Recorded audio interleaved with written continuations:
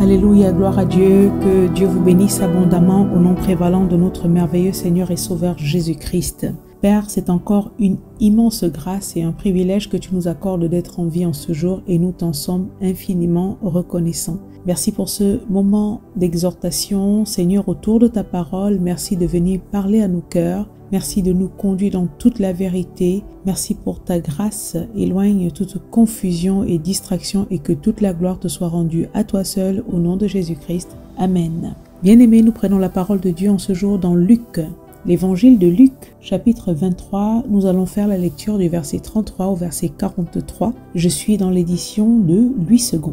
Lorsqu'ils furent arrivés au lieu appelé Crâne, ils le crucifièrent là, ainsi que les deux malfaiteurs, l'un à droite, l'autre à gauche. Jésus dit, « Père, pardonne-leur, car ils ne savent ce qu'ils font. » Ils se partagèrent ses vêtements en tirant au sort. Le peuple se tenait là et regardait. Les magistrats se moquaient de Jésus, disant « Il a sauvé les autres, qu'il se sauve lui-même s'il est le Christ, l'élu de Dieu. » Les soldats aussi se moquaient de lui, s'approchant et lui présentant du vinaigre. Ils disaient « Si tu es le roi des Judéens, sauve-toi toi-même. » Il y avait au-dessus de lui cette inscription « Celui-ci est le roi des Judéens ». L'un des malfaiteurs crucifiés l'injuriait, disant « N'es-tu pas le Christ? Sauve-toi toi-même et sauve-nous. » Mais l'autre le reprenait et disait « Ne crains-tu pas Dieu, toi qui subis la même condamnation? Pour nous c'est justice, car nous recevons ce qu'ont mérité nos crimes, mais celui-ci n'a rien fait de mal. » Et il dit à Jésus « Souviens-toi de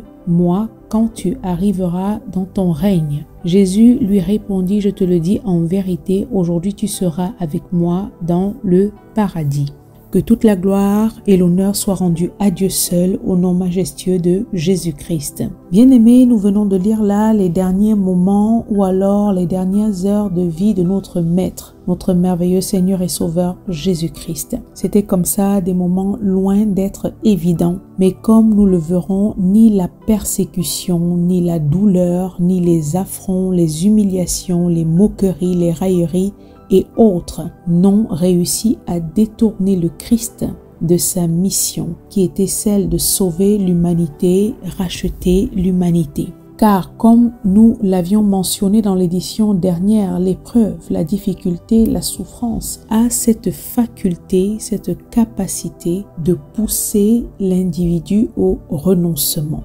L'épreuve a cette capacité de détourner qui n'est pas fermement enraciné dans les voies du Seigneur à abandonner. Mais comme Paul le disait dans 1 Corinthiens chapitre 11 verset 1, « Soyez mes imitateurs comme je le suis moi-même de Christ. » Nous, en tant que croyants, nous sommes appelés à être les imitateurs de Jésus-Christ. Notre merveilleux Seigneur et Sauveur, comme de manière prophétique le déclarait déjà Ésaïe 53 verset 12, a été mis au nombre des malfaiteurs parce qu'il a porté les péchés de plusieurs hommes. Le passage à peine lu nous dit que le Christ s'est retrouvé à un lieu appelé Crâne, symbole de la mort, après avoir enduré l'ignominie, l'infamie, toutes sortes de violences, sans toutefois broncher. Lui qui était l'agneau parfait et sans défaut, il a tout supporté, tout enduré sans dire mot, et il l'a fait par amour pour toi, bien-aimé, par amour pour moi. Et malgré la dureté, l'atrocité des douleurs qu'il endurait, il ouvrit la bouche pour dire au verset 34, « Père, pardonne-leur, car ils ne savent ce qu'ils font. » C'est-à-dire en d'autres termes qu'avec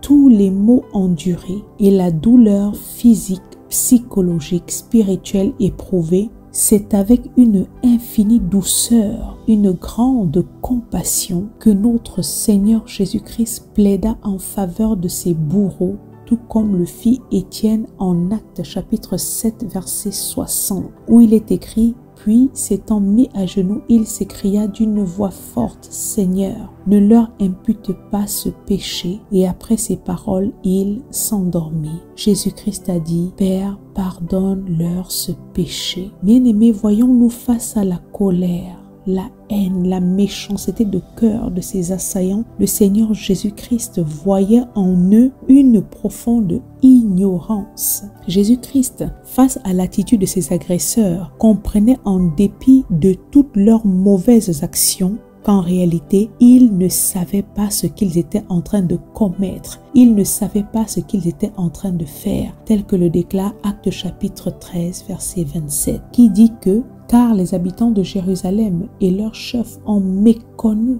Jésus, et en le condamnant, ils ont accompli les paroles des prophètes qui se lisent chaque sabbat. Ils ont méconnu, ils ont ignoré qui était Jésus-Christ. Ils n'avaient pas la pleine conscience de leurs actions. Tellement ils étaient aveuglés par les ténèbres, ils ne purent reconnaître la lumière en face d'eux. Ils ne purent reconnaître le Messie, sinon ils ne l'auraient pas crucifié, tel que le déclare 1 Corinthiens chapitre 2, versets 7 à 8, lisons-le. Nous prêchons la sagesse de Dieu, mystérieuse et cachée, que Dieu, avant les siècles, avait destinée pour notre gloire. Sagesse qu'aucun des chefs de ce siècle n'a connue, car s'ils l'eussent connue, ils n'auraient pas crucifié le Seigneur de gloire. Bien-aimés, nous comprenons qu'au-delà de simples mots exprimés à leur endroit, le Seigneur, sur ce bois où il était accroché, exprimait une prière à Dieu le Père, l'expression de l'infinie compassion de la grâce de Dieu. Bien-aimés, dans ce récit que Dieu nous donne en ce jour, notons que nonobstant la violence de l'épreuve, et encore le mot est faible pour qualifier ce que vécut, ce qu'endura le Christ comme calvaire pour nous sauver, nous racheter, le Christ est demeuré fidèle. Christ a demeuré focalisé sur Dieu dans sa mission avec une attitude de cœur complètement dépourvue d'amertume, de tristesse, de colère. En lui, il n'y avait aucun désir de vengeance envers ses adversaires qui, jusque comme nous venons de le lire, sur ce bois au lieu du crâne ne cessait de se moquer de lui. Bien-aimés, est-ce que nous réussissons à réaliser cela? Le Seigneur Jésus-Christ, dans les derniers moments de sa vie, rechercha auprès de ses disciples et particulièrement auprès de Jacques, Jean et Pierre un soutien spirituel particulier. Et comme nous le savons tous, l'histoire nous dit qu'à 3 reprises, il est revenu les retrouver endormis tellement leurs yeux étaient appesantis.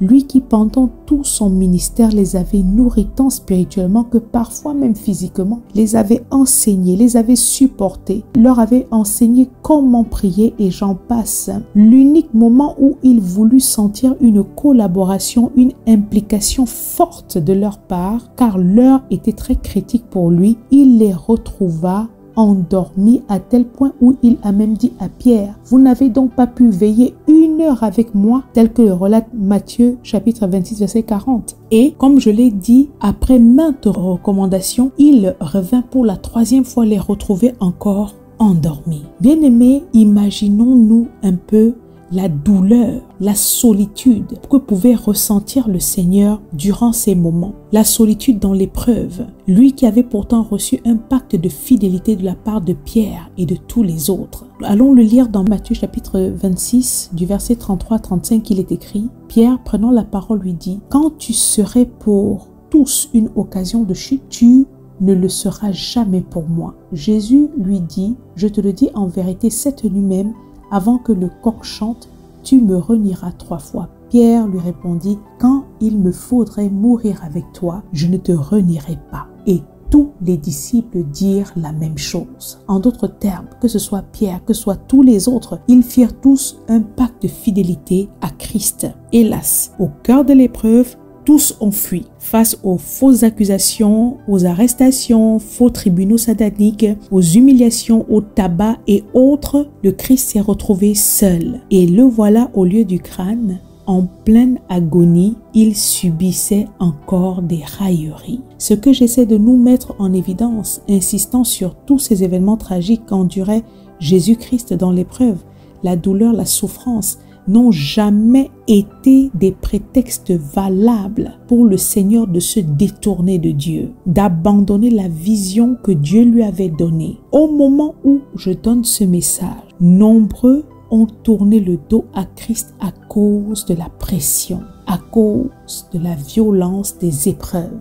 Plusieurs dits croyants dans la tribulation ont fait naufrage à la foi, ont abandonné le seul véritable chemin qui conduit à la vie dans la vérité qui est Christ. D'autres, dans la peine, l'humiliation, la maladie, ont même été jusqu'à renier Dieu et se tourner vers des idoles. Et que dire de ceux qui, dans les épreuves, ont proféré des blasphèmes? Bien-aimés, ceci n'est pas un jugement de ma part sur les attitudes des uns et des autres, mais je nous mets en évidence comment l'épreuve peut s'avérer terrible, atroce. Et pour celui ou celle qui n'est pas réellement, fermement enraciné en Christ, le vent satanique de l'épreuve a la capacité de renverser une telle personne et pousser une telle personne à renoncer à Dieu.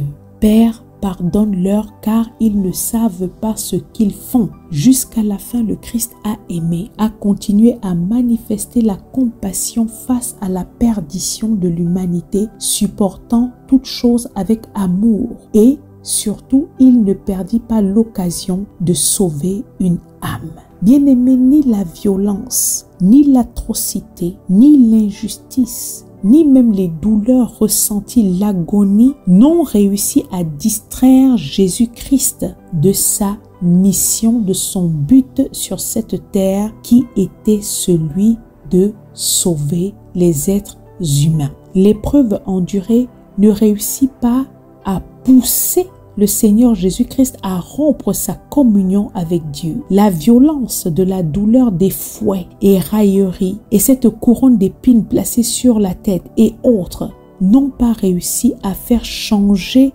le cœur de Jésus-Christ par rapport à Dieu et par rapport à l'amour qu'il portait à l'humanité. Lui qui dans la douleur n'avait jamais ouvert la bouche pour se plaindre, mais a tout enduré sans aucun murmure. Le Christ est resté le même, il est resté constant, il est resté fidèle. Bien-aimé, le Christ doit être pour moi, pour toi, un exemple de fidélité absolue lorsque nous traversons des épreuves. Faisons attention à nos attitudes durant les moments d'épreuve. Nous rappelons toujours que jamais nous ne sommes délaissés par Dieu. Bien-aimé, dans ce que tu traverses en ce moment, tu n'es pas seul. Tu n'es pas abandonné ou alors laissé pour compte par Dieu. Dieu est toujours là. Il est là au cœur des épreuves pour nous fortifier, ne permettant pas que nous soyons tentés au-delà de nos forces. Mais dans l'épreuve, c'est Dieu qui nous fortifie et il prépare même le moyen d'en sortir. Je suis très loin de savoir ce que tu traverses actuellement, toi qui m'écoutes en ce moment, mais par les compassions de Christ, je t'en conjure, ne laisse pas cette épreuve, cette situation, cette douleur, cette humiliation, le rejet, les affronts, les blessures et autres venir obstruer ta foi en Dieu. Ne laisse pas la méchanceté humaine te détourner de Dieu et des valeurs que tu as acquises de lui jusqu'à présent. Ne les laisse pas bouger tes sentiments, ta ferveur, ta piété en Dieu. Ne renonce pas à ton engagement spirituel envers Dieu. Ne romps pas ta communion avec le Père. Ne renonce pas au ministère, à la mission que Dieu t'a confiée. Demeure fidèle à l'Éternel en te souvenant de l'engagement pris avec lui lors de ta nouvelle naissance. N'oublions jamais que toute la force de Christ reposait également sur sa communion avec Dieu. Il avait une communion forte, une intimité, une connexion forte avec Dieu. Il est passé par Gethsémane et parce qu'il est passé par Gethsémane, il put ensuite affronter, valider l'épreuve qui s'est abattue sur sa vie avec violence et cela de manière victorieuse. Bien-aimé, on gagne les batailles avant les épreuves,